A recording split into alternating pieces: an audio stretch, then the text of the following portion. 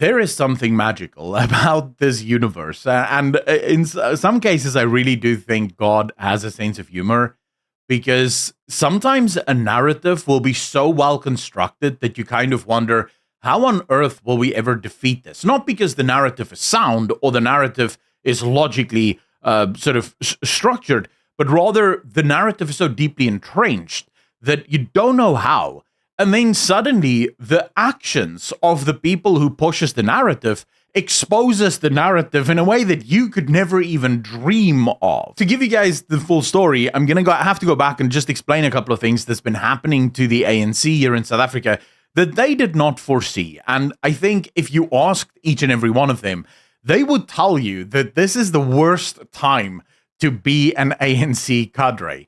You see, for 30 years now, and really it isn't even fair to say 30 years, because Thabo Mbeki and Nelson Mandela, for the mistakes that they did make, they made a lot of good decisions, which allowed the economy to grow at a fairly decent pace.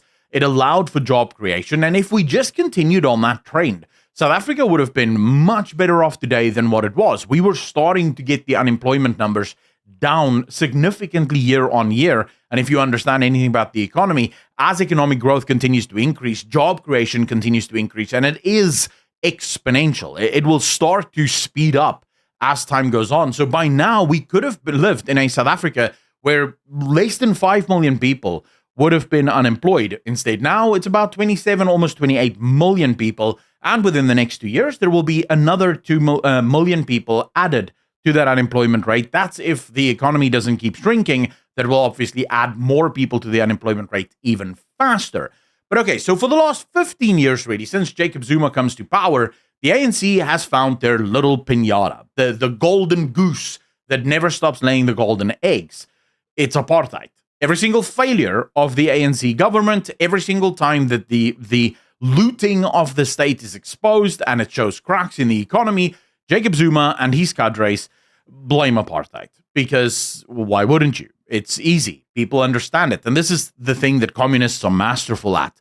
They are good at finding easy answers. Right? They know, they understand that people don't like thinking about complex things, specifically young people who are still not developed enough to really think through a problem. And so an easy answer to a complex problem is far better than an actual answer to a complex problem. This has always been the problem for capitalism. If you ask a capitalist, how do you fix unemployment? The capitalist will have to say, well, you need a government that will foster an environment that creates economic growth. Then you need a government that focuses on education so the people who now have jobs, it's not the greatest jobs, but it is a job, can send their kids to a school where they will get an education that will equip them to find a better job. They will then be able to spend that money on their kids getting an even better education, eventually sending them to university so that they can, ultimately better themselves. And it will take about 3 to 4 generations. That's a real answer. And that's an actual answer. That's how you actually fix a country. Communists? Well, we tax the rich and we give it to the poor. Oh, damn, that makes a hell of a lot of sense. Never mind the fact that it's never worked anywhere it's been tried. Never mind the fact that that's not actually how you get poor people out of their predicament, because poverty isn't a state, it's a mindset. That's the issue, right? It's not a case of I just don't have enough money in my bank account. It's the case that even if you had a lot of money in your bank account, you would just waste it and you'd be poor again. But that's not what it doesn't matter. For communists, easy answers work because it provides them with power. But okay, so they find this apartheid thing and they just bang that drum. And the rest of the world just goes along with it. They're just like, oh, yeah, of course, it must be apartheid. Even though everyone can see Jacob Zuma is stealing or robbing the country blind. Everyone can see that every single mistake, every single reality of the South African economy is at the hands of the ANC and their absolutely moronic decisions. No one will speak up because of white guilt. Every single country in the Western world suffers from this mass guilt addiction. And yes, by the way, I made a video on this. Guilt is absolutely addictive. It's called guilt syndrome, and there's people who actually suffer from it. I would argue every single white leftist is addicted to guilt in the same way that self-pity or victimhood is an addiction. So you have these two groups that's just feeding each other's addictions, and no one wants to say anything. And then Trump gets into office a second time, and Trump isn't lying down. Trump says straight up to the ANC, you're a racist bunch of pigs, and I am going to punish you for that racism. This is the first time that the ANC has ever been challenged. And now you start to see the absolute inadequacy of their abilities. They're not equipped to deal with a world that is actually fair. They're not equipped to deal with a world that actually demands from them good governance. And so cracks start to show. That's why this year you have started to see almost every single week a new controversy is being exposed, because the cadres are starting to worry. They're starting to realize that this is the end of the road. They cannot continue to work and function if the rest of the world is going to turn off the taps, because that's the only way they function. The ANC has captured the media. They've captured every single university. There isn't a single white leftist in this country that hasn't drank the Kool-Aid, and you don't need to look far for this. Donald Trump comes out and blames the Afrikaner genocide on ANC and calls the ANC out for their genocide. Before we get any further, if you think genocide is just mass slaughter, you don't know what genocide is. Most people see Gaza and they think genocide, and that's all it has to be. We'll not talk about the actual specifics of how the Gazan population actually increased over the 2 years that they had this incredible genocide. Let's leave that where it is. But fundamentally, people think of Rwanda. They think of this mass killing. That's not what genocide is. You have political genocide, cultural genocide, actual genocide. There's many ways. All genocide really is the displacement of one group by another group that isn't the same group. But as soon as Trump calls them out, immediately you have people like Bianca van Wyk, that glorious white leftist, an enemy, by the way, that goes, oh, please, Trump championing the Afrikaner cause. The man once thought mass graves in the Congo were white farmers in South Africa. Notice the lie. You see, because the whole media, especially the South African media, trumpeted this lie. And the followers of communism don't even have the sense to do a little bit of research. Because if they did, they would understand that that photo of the bodies in the Congo was attached to an article. In the article, there is an entire section dedicated to the Afrikaner genocide happening in South Africa. That was what Trump was referring to. But of course, the media being captured by the ANC, they will not talk about it. And Bianca van Wyk is too stupid to even know that that is what the actual article says. But she's a white leftist, so, stupidity is sort of a requirement in that regard. Charlotte's mom is another one that immediately jumps on the bandwagon, and just notice how the communists are scurrying like little rats, trying to find a different thing to blame, trying to shift the blame around. Calls of treason are ringing out once again from all of these white leftist enemies of good and decent people. Charlotte's mum is another one. So anyway, I've lodged a complaint about this revolting propaganda with both the South African Human Rights Commission and the Advertising Regulatory Board.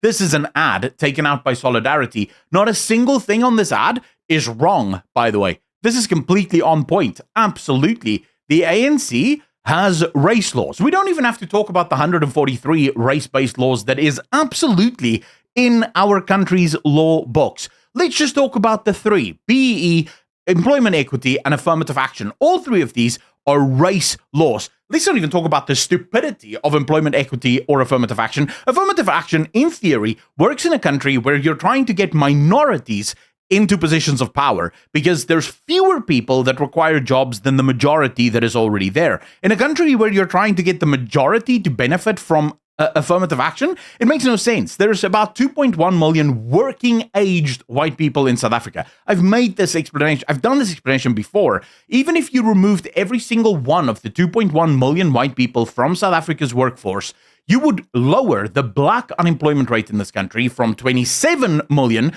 to 25 million. And thanks to the ANC's absolutely stupid governing style, within 4 years, you would be right back to 27 million, right? So, you would actually immediately be back to 27 million because you would literally just be going, right, there's now 2.1 million white unemployed people and 2.1 million less black unemployed people, but there's still 25 million black unemployed people. So you wouldn't even make a dent to the unemployment rate of the country. But never mind that, right? So it doesn't make sense on the face of it.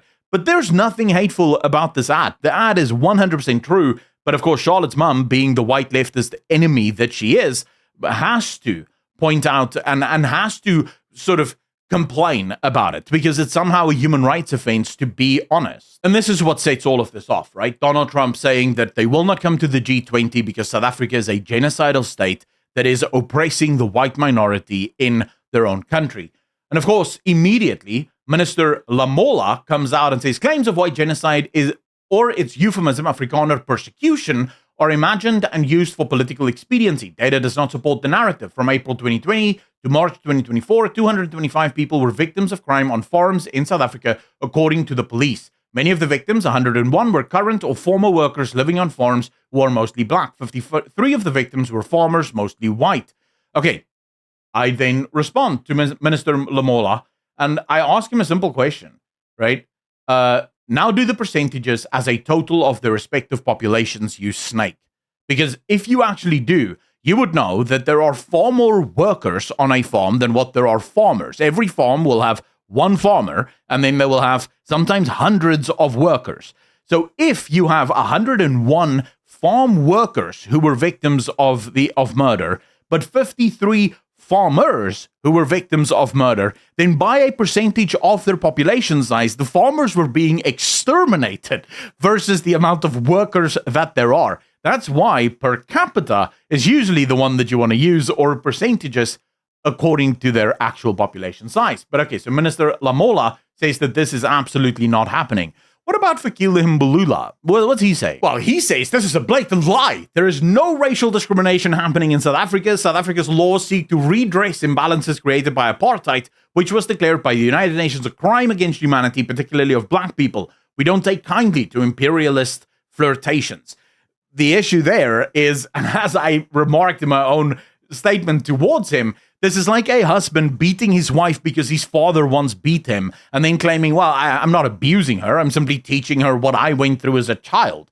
So clearly, me breaking the law here is no different to my father breaking the law then.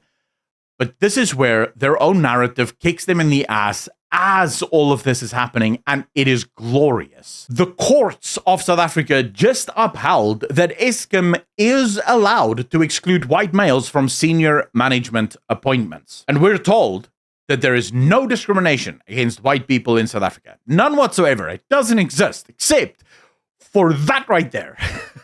Except for that right there. And of course, all of the other ways in which white people are absolutely discriminated against in this country. Time and time again. Time and time again. Every single week, there is another way in which the white population is being discriminated against. And this whole redress is literally just wordplay, because what it is a euphemism for is the sins of the father will be visited upon the son. That's ultimately what it is. I am not guilty of any oppression. I've never oppressed a single person in my entire life. Not a single member of my family was a beneficiary of apartheid. My grandmother had to leave school at the age of 12 because they could not afford to keep her in school. My grandfather left school at the age of 13. He became a bricklayer at the age of 14. Not owning the bricklaying company. No, just working as a bricklayer. The apartheid government was, and this is the reality of it, very similar to the ANC. If you were connected to the government, you were taken care of. For most other people in the country, you had to make it yourself. Just do what you have to do. And if you go under, that's your choice. My entire family is full of people who suffered through life. No government handouts, no special privileges afforded to them because they were not part of the connected clique of South Africa.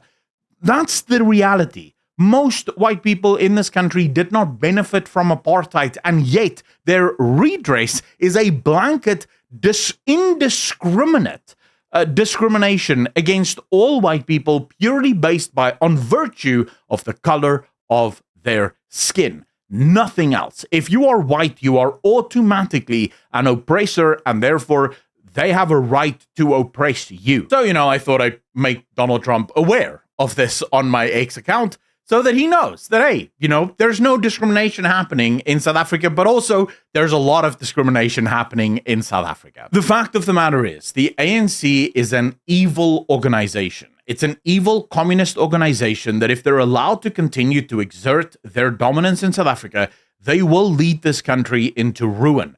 The EFF is no better, and the MK are just a bunch of looters. There's gonna come a point where the majority of black people will realize this. They will understand that this isn't working.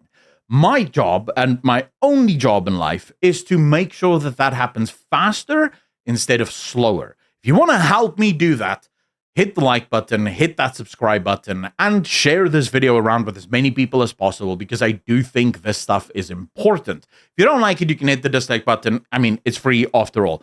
A massive shout out and thank you to all of the patrons as well as the YouTube channel members for continuing to support this channel. The link is in the description down below for Patreon, or the join button right below this video.